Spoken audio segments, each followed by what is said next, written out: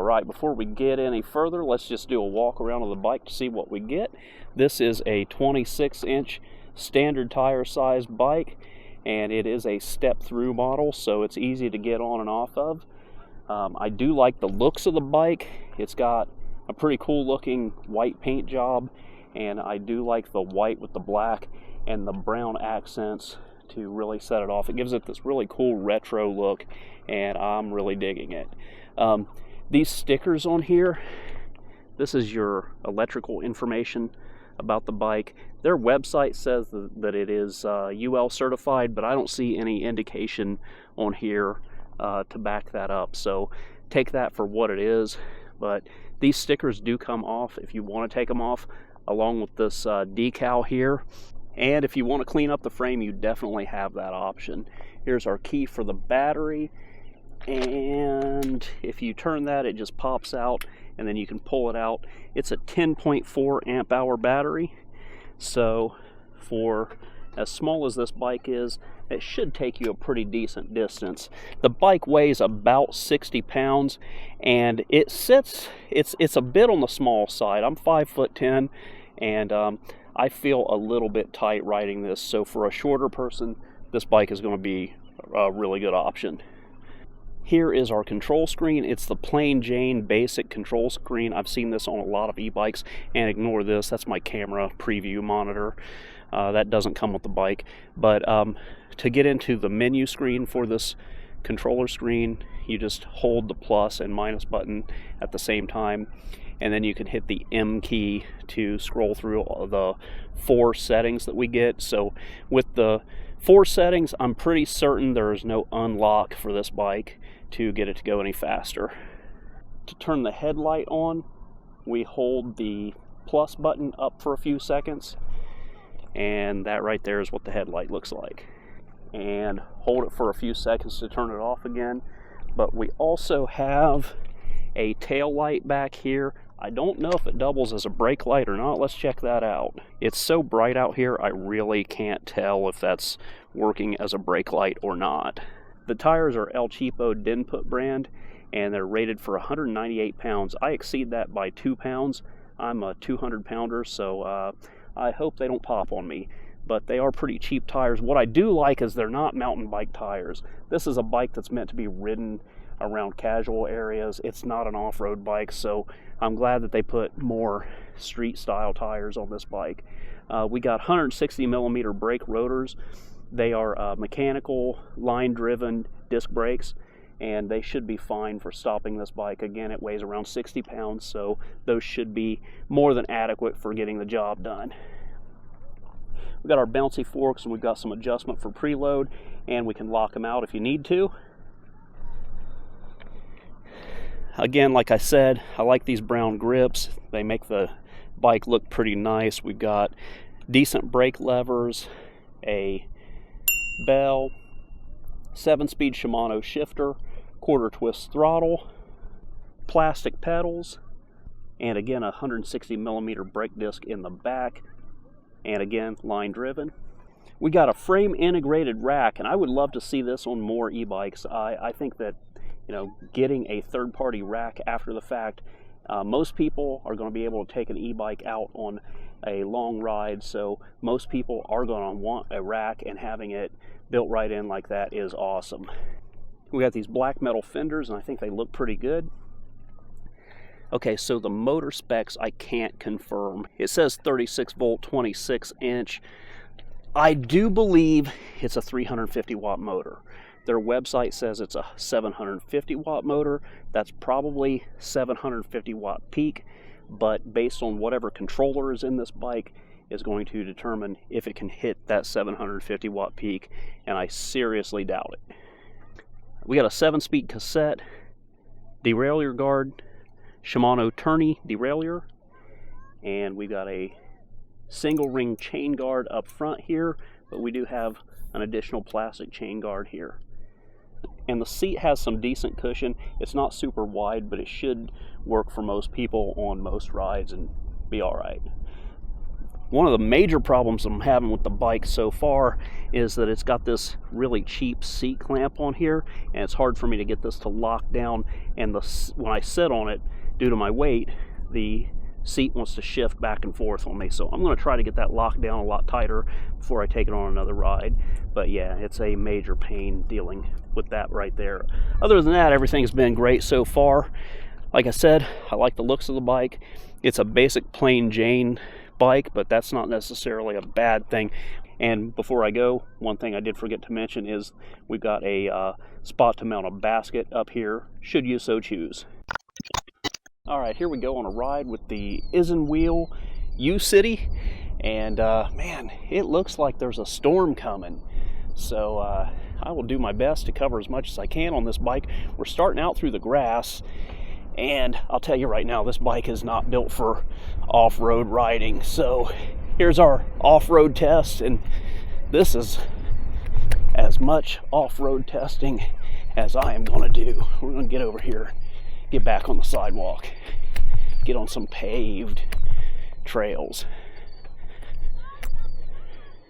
Overall, the bike rides nice. I do wish I could get the seat tightened down a little bit tighter. Like I said, that clamp is giving me some trouble, so it wants to shift back and forth, especially as I pedal. Besides that, the bike does ride pretty nice, though. It's a very traditional style riding bike, and I'm probably going a little too fast for the beach sidewalk here. So let's get up on some more open trails, then I'll do some speed tests.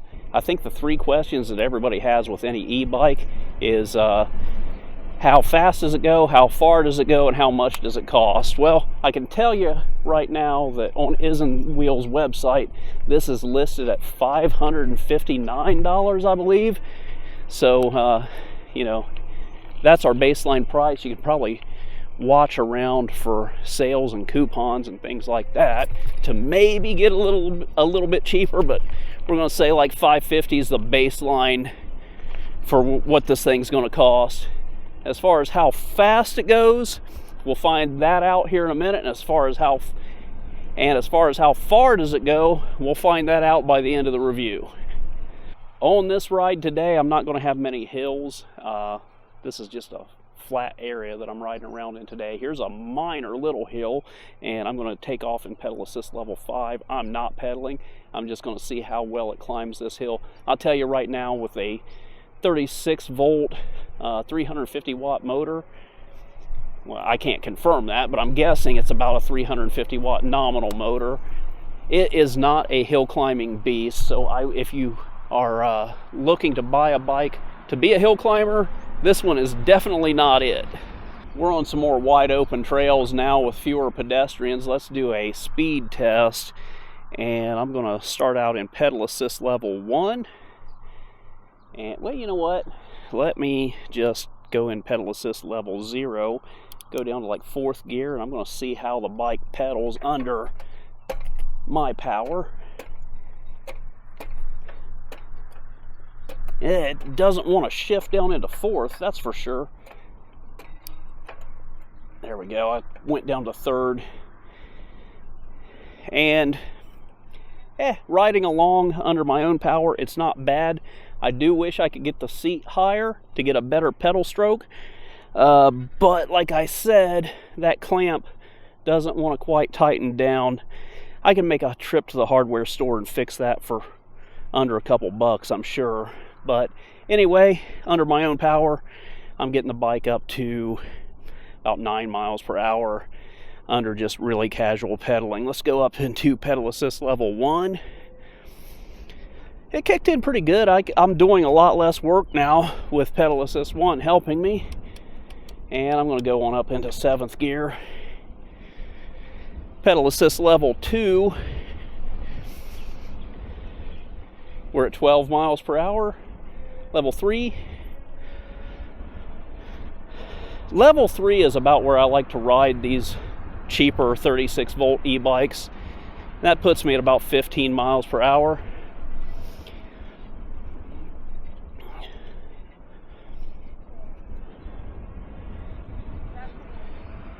And level 4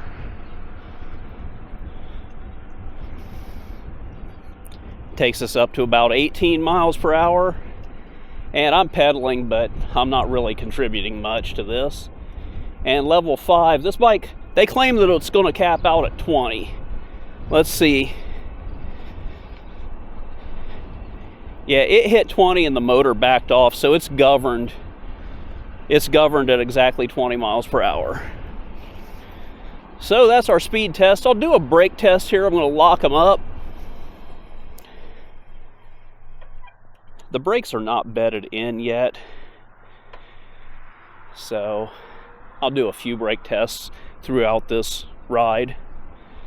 So with this being a plain Jane basic bike, there's just not a whole lot else to really say about it. I can continue riding it and get a range test in. That's about as much as I'm going to be able to tell you about the bike. It's not an uncomfortable bike, though I do wish I could get the seat locked in a little bit better. The rocking back and forth kind of sucks. The handlebars on this bike have some nice pullback, so it puts me in a really nice, comfortable position. Normally, I would ride this bike considerably slower than what I'm riding it now. I'm going to ride along at 20 miles per hour for this entire ride because I do think a storm is coming. Normally, when I do a range test, I do it at like 15 miles per hour with some mixed style riding. We've got a pretty rough spot coming over here, so I'm going to test the suspension out here.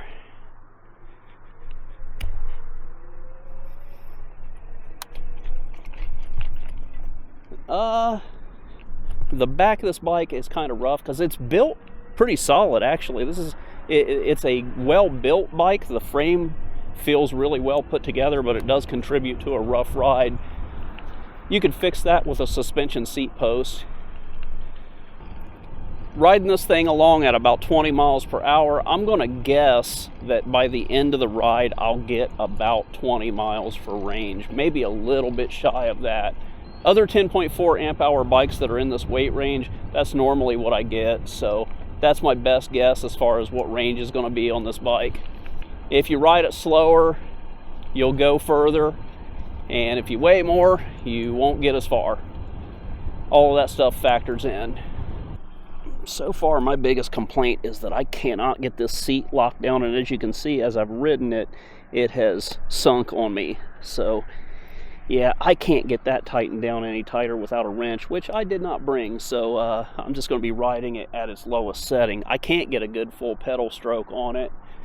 Alright, as for our first battery check-in, I'm at the 3 mile mark on the ride here. Normally, this puts me at about the 3 to 4 mile mark when I come here. I ride this trail a lot, so it's probably getting ready to tick over 4 miles anytime now, and we've dropped 1 bar out of 5 on our battery meter. So assembly on this bike was pretty easy. It went together pretty fast with no complications, aside from this seat post clamp that I keep complaining about. Other than that, really easy job. Alright, I got the bike put together pretty fast. That took probably about 20 minutes to put the whole thing together from the time I pulled it out of the box to where I've got it now. I just got to put some air in the tires and she'll be ready to ride. Speaking of putting air in the tires, the bike does come with what looks to be the world's cheapest bike pump, but it will get some air in the tires, and if you've got the world's cheapest bike pump, it's better than no bike pump at all. But me personally, I'm going to cheat and use this. And now that I've used the brakes a little and they're bedded in, the bike's got a lot better stopping power. It's still not as good as like hydraulic brakes, but these line-driven brakes are plenty good enough for this bike. Yeah, with this seat as low as it's sitting, because I couldn't get it clamped down, it is absolutely not a comfortable ride. And when I put the bike together, I tightened it down hand tight, and that wasn't enough, so I gave it a few extra cranks with a pair of pliers, and even that's not enough. So this seat clamp definitely needs an upgrade for sure. I'm absolutely not able to get a good full pedal stroke on this bike because of the seat clamp, so that is definitely contributing to the inefficiency of the battery life on this bike. Yeah, buddy, it looks like we got some rain coming. All right, we're at 6 miles, and I've been running it pretty much full blast the whole ride, top speed 20 miles per hour, and we're down to 3 bars out of 5. Like I said, 6 miles. because the seat won't go any higher, that is definitely not helping us to conserve battery. Alright, so the Isinwheel Ucity. Who is this bike for? This bike is for somebody who is looking for a cheap bike, who wants some comfort, because I imagine it would be pretty comfortable after that seat post clamp gets fixed. It's got a very comfortable upright riding position, so that's nice. It's fairly lightweight for an e-bike, so it's easy to manage and handle, and it's got a nice grab bar in the middle, so if you need to carry the bike, you can.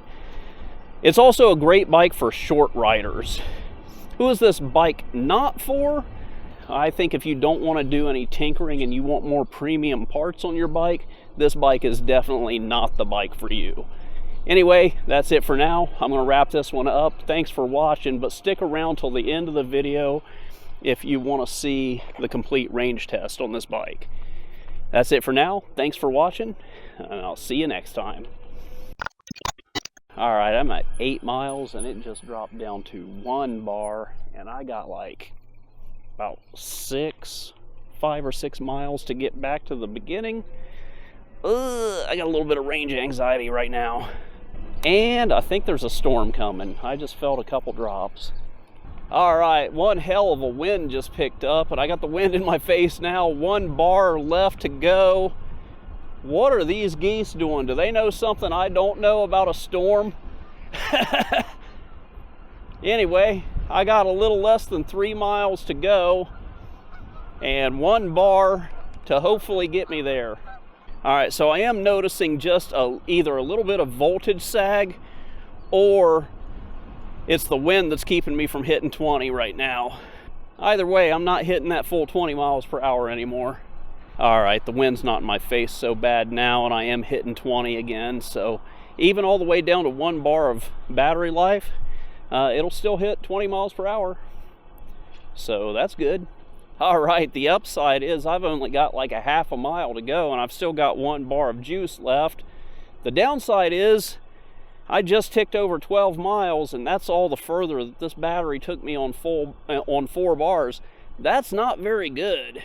Alright, I am back to the beginning, and we came 12 miles, 4 bars of battery, and 1 bar left. Like I said, that's not very good battery performance, but to be fair, I couldn't lift the seat, I couldn't get a good full pedal stroke, so I was just barely ghost pedaling and letting the bike do all the work, and that does matter. But I did ride the bike a little bit harder than I normally ride these 36 volt bikes too. I rode it at 20 miles per hour the whole time, as opposed to 15 miles per hour here and there. But again, you know, had I had the seat up a bit higher, I'm sure I could have gotten more range out of this battery than what I got. But that's it for the range test.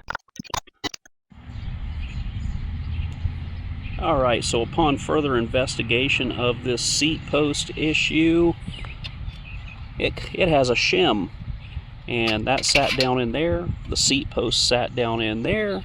Then we had this clamp that sat there, and the quick release on it was kind of terrible.